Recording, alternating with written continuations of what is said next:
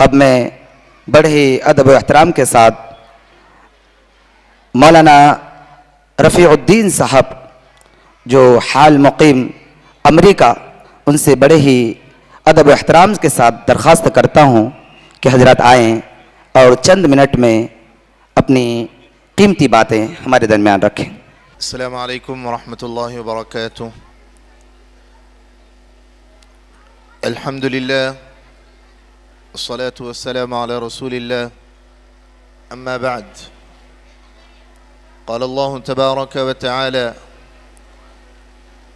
أعوذ بالله من الشيطان الرجيم، بسم الله الرحمن الرحيم،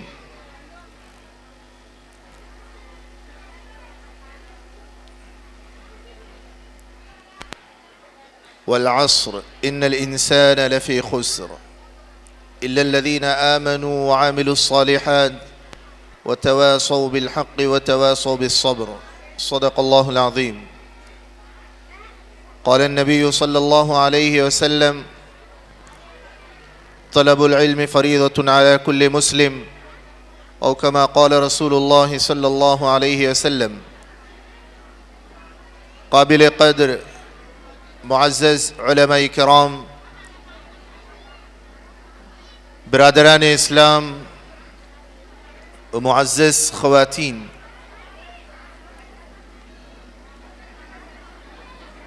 سب سے پہلے میں اللہ رب العزت کا شکر گزار ہوں کہ اس بابرکت مجلس میں اللہ نے مجھے شرکت کرنے کا موقع عنایت فرمایا۔ ساتھ ہی ساتھ میں ہمارے معزز علماء کرام کی موجودگی میں یہ عرض کرنا چاہتا ہوں کہ یہ جلسہ ختم بخاری اور تقسیم اسنادات کے عنوان سے رکھا گیا ہے۔ یاد رکھیں، ابھی ہمارے دوست مفتی زکریا صاحب نے جیسے بتایا، یہ وقت ارتداد کی تیز و تند ہواؤں کا ہے۔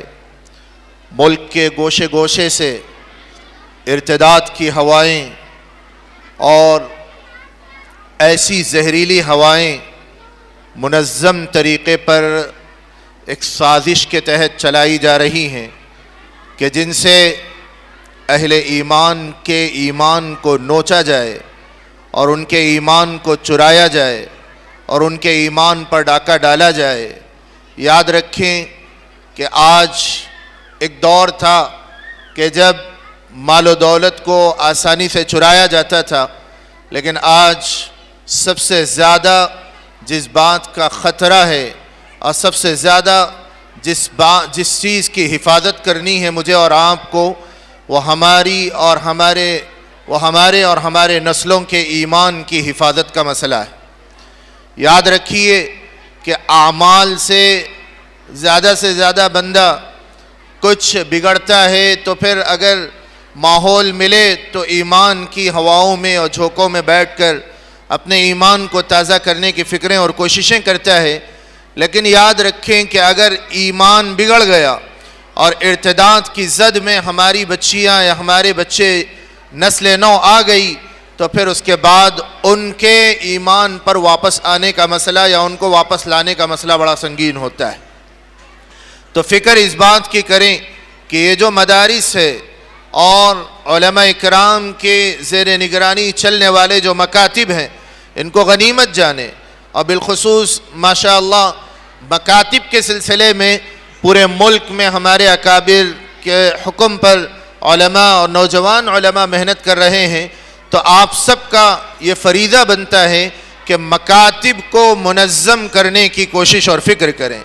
مکاتب کو منظم کریں گے اور پھر اس کو مضبوط کریں گے تو انشاءاللہ ہمارے بچوں کے ایمان کی حفاظت ممکن ہوگی، بلکہ یقینی ہوگی۔ یاد رکھیں، جتنے مشنری اسکول چلائے جا رہے ہیں اور جتنے ہندوانہ یعنی تنظیموں کے تحت میں اسکولز چلائے جا رہے ہیں، ان اسکولز میں ہمارے بچوں اور بچیوں کے ایمان کو یقیناً خطرہ ہے۔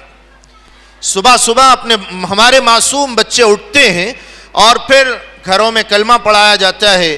بعض گھرانوں میں جو فکر مند گھرانے سمجھے جاتے ہیں ان میں قرآن پاک پڑھانے کا اہتمام کیا جاتا ہے، لیکن اسکول جانے کے بعد ان سے کفریہ اور شرکیہ گیت یعنی ان کو گانے پر مجبور کیا جا رہا ہے، ان کے ساتھ میں بٹھایا جا رہا ہے۔ اگر ایک مرتبہ ان کی زبان سے شرک کے الفاظ نکل گئے تو اس زہر کا اثر کیا ہوتا ہے علماء جانتے ہیں، آپ تفصیل معلوم کریں۔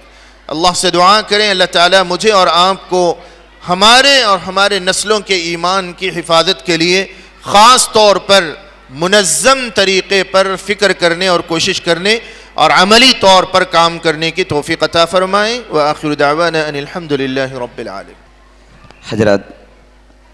حضرت والا بالکل مختصر وقت میں بڑی قیمتی نصیحتیں کر کے گئے۔